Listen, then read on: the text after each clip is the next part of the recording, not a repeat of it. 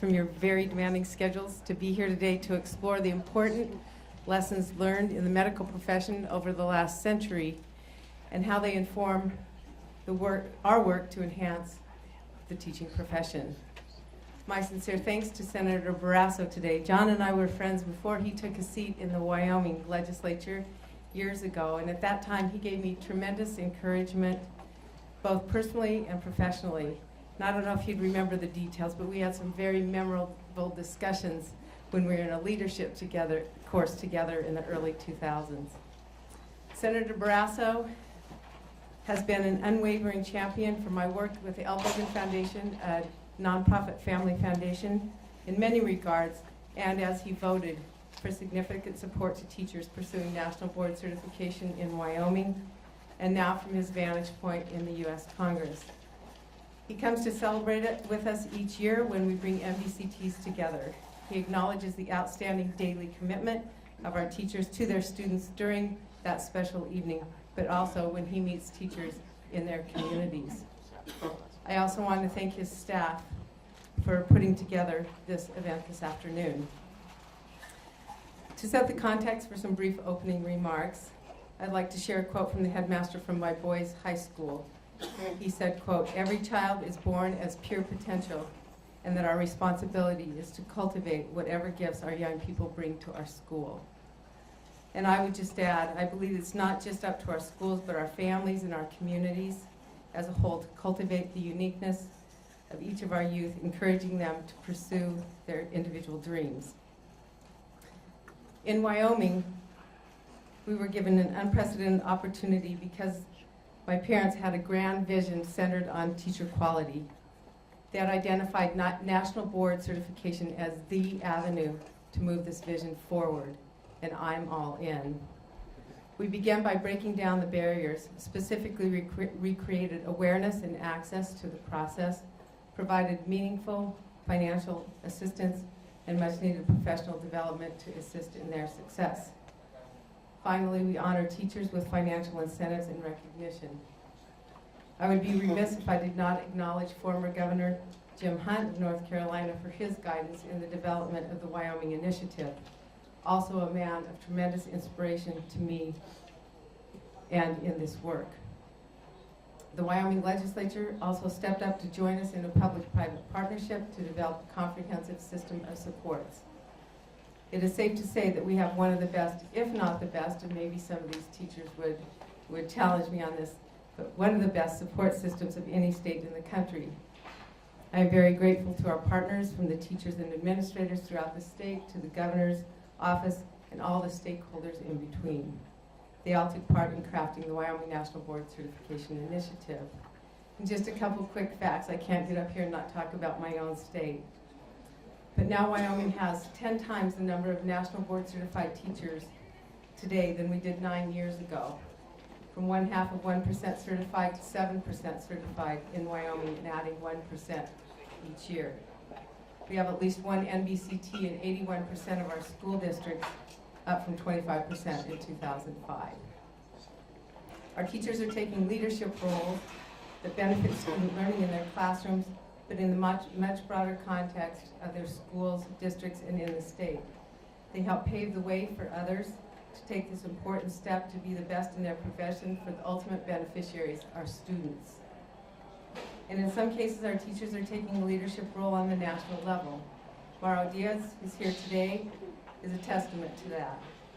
He said to me, national board certification was his entree into these much bigger impacts. It gave him courage to go beyond his preconceived boundaries and take risks in advocating for his profession. Even so, his students come first. He knows them, their individual needs, their learning styles, and he tailors his teaching accordingly. He makes their learning exciting and engaging every day and in every lesson. And the National Board completes the loop for us in their service to the candidates daily and to the initiative in Wyoming. In closing, just one more brief quote from a teacher. Prior to National Board certification, I was acting not as a teacher, but as a puppet without a lot of decision-making power. During the process, I came to the scary realization that I could not easily explain or prove how students had grown or what they had actually learned from my teaching. I had not been taught how to make decisions and focus on the correct priorities that good teachers must learn.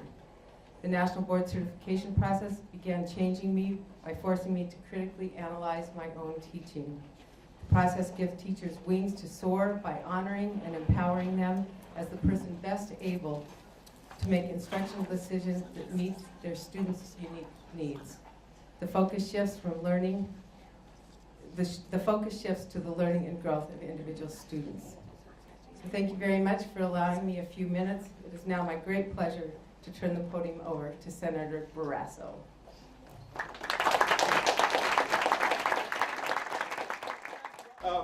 John Fleming from Louisiana was here, family physician, board certified.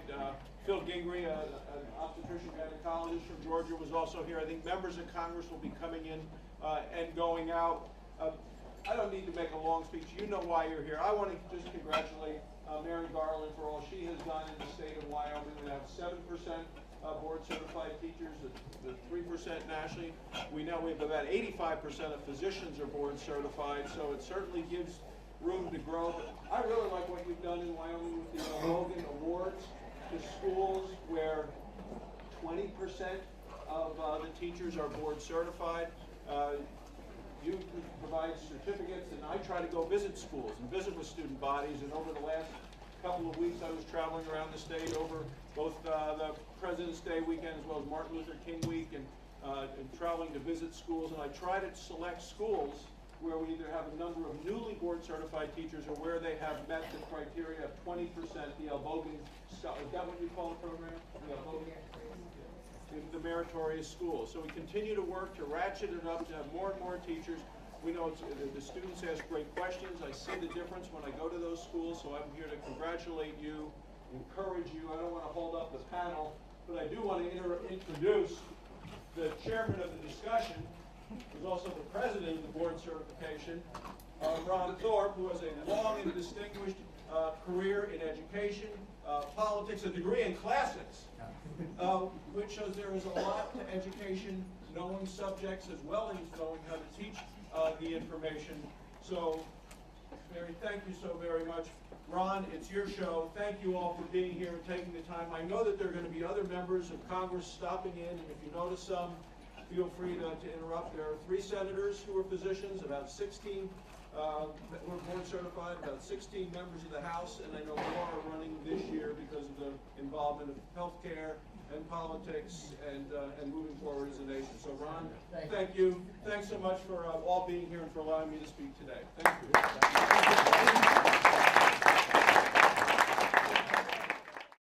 So I want to start with just a very simple quote, and it comes on the home page of the American Board of Medical Specialties, so our counterpart in medicine.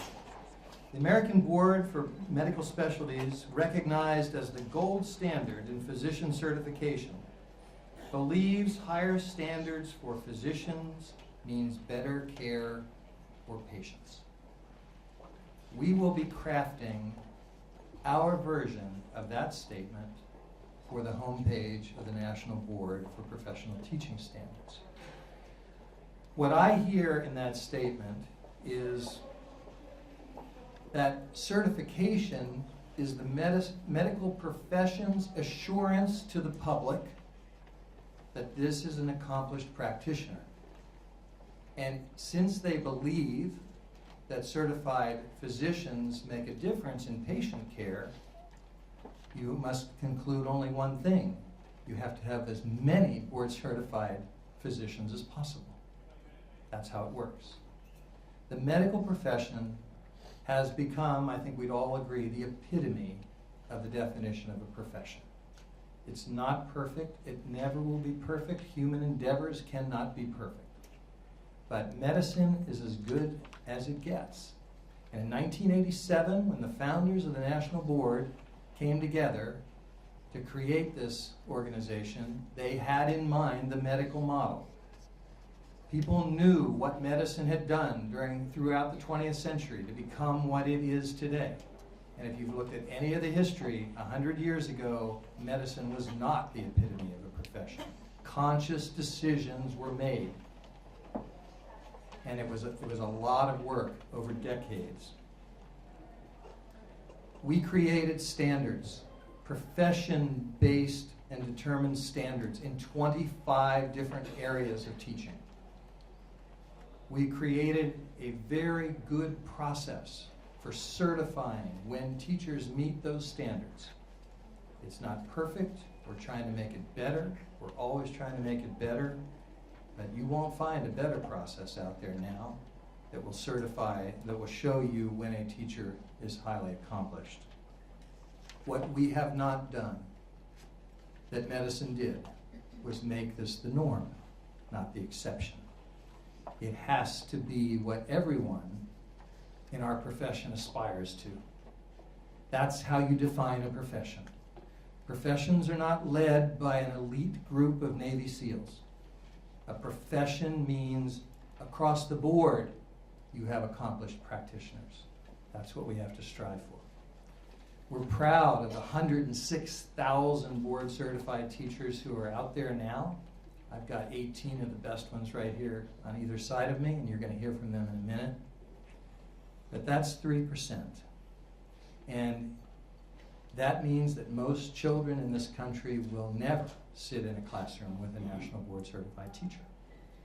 If only 3% of our physicians were board certified, we would not have the quality of health care in this country that we have today. We're proud of Wyoming, 7% of the teachers. Mary has bigger aspirations for that. She's only about growing that number. And the board certified teachers in the state of Wyoming are helping to do that. What we want to talk with the members of the House and the Senate who have lived this experience themselves as physicians, we think that they are in a great position to understand what we're trying to do to help teaching get to the same place. No one talks about this work better than board certified teachers, and I'd like to turn to some of them now.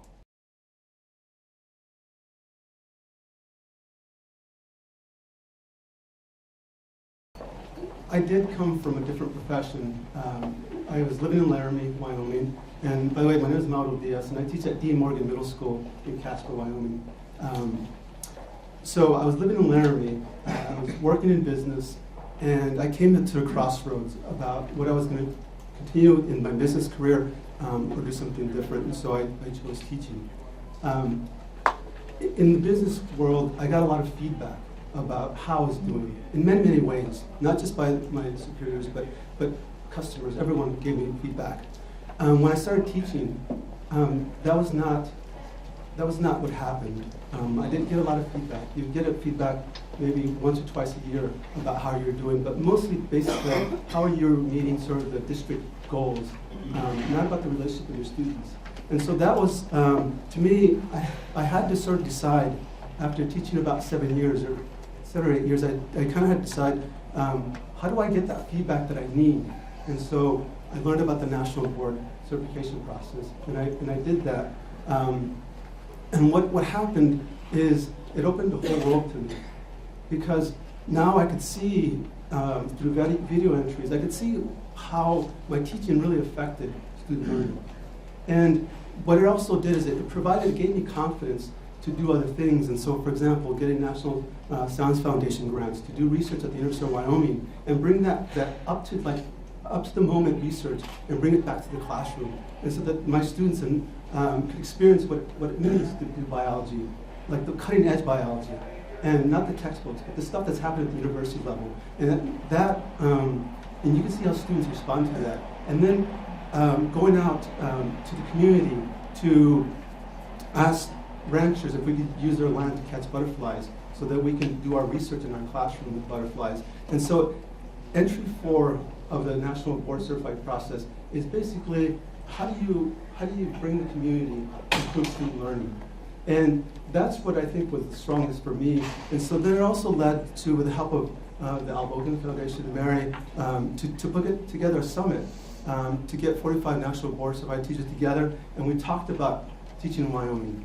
And we put together a white paper, and what I realized with entry 4 is that it's not just about my classroom, but it's about the whole greater community. And so reaching out to legislators and talking about my classroom and getting, talking to two dozen legislators over the summer, you realize real quickly that reading the white paper we put together, they're excited to have teachers stand up for the profession and to define the profession too.